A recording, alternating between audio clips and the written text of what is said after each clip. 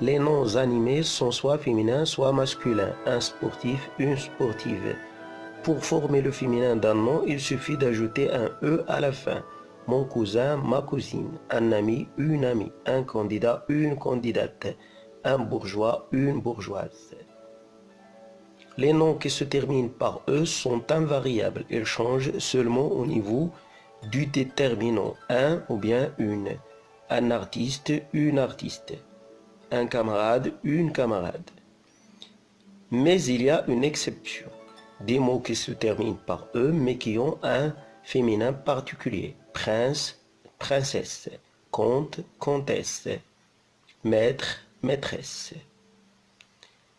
Les noms qui se terminent par T, N ou bien L doublent la consonne finale au féminin. Ça veut dire T par exemple devient 2T. Chat, chatte. Jean, Jeanne. Paysan, paysanne. Criminel, criminelle. Léon, léonne. Gardien, gardienne. Autre cas de féminin. O devient L. Jumeau, jumelle. ER devient E accent grave RE ou bien IER devient I au accent grave RE.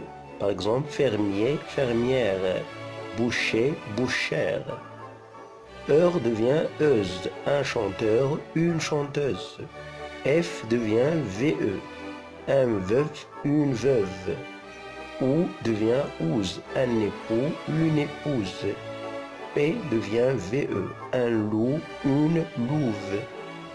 Teur devient trice, un acteur, une actrice. Un directeur, une directrice. Le féminin des noms de profession. Certains gardent le masculin pour désigner le féminin. Le ministre des Finances, on peut le dire aussi pour une femme. On peut aussi leur rajouter le mot femme. Par exemple, une femme peintre, une femme médecin. Mais aujourd'hui, on a tendance à féminiser les noms de profession. On dit une avocate, une pharmacienne, une ministre, une juge, une doctoresse, etc. Il y a aussi un féminin irrégulier qui change totalement par rapport au masculin. Par exemple, roi devient reine, mari, femme, gendre, bru, boue, chèvre, jarre, roi, frère, sœur, père, mère, bélier, brebis, oncle, tante, cerf, biche, lièvre, as. Parfois, le féminin change partiellement, c'est-à-dire au niveau de la terminaison. Par exemple, niveau nièce, héros, héroïne, empereur, impératrice, duc, duchesse, serviteur, servante, dieu, déesse.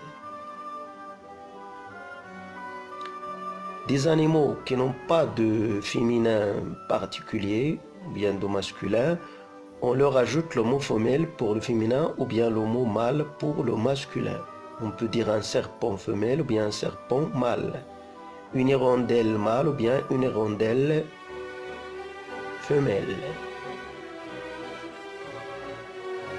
Quelques particularités, le genre peut changer du singulier au pluriel.